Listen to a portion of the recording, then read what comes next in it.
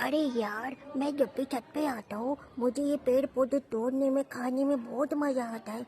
मेरी मम्मा हमेशा रोकती है, नहीं बिन्नी नहीं खाने, मम्मी गुस्सा करेगी। क्यों गुस्सा करेगी? ये पौधे खाने के लिए है मेरे। ये जो मैं पौधा खा रहा हूँ ना, ये बहुत टेस्टी है, एकदम खट्टे खट्टे है, तो इतना मजा आता है। आज मैं इसको खा के ही रहूंगा। देखता हूँ कौन मुझे रोकता है। वाह, खाओ खाओ।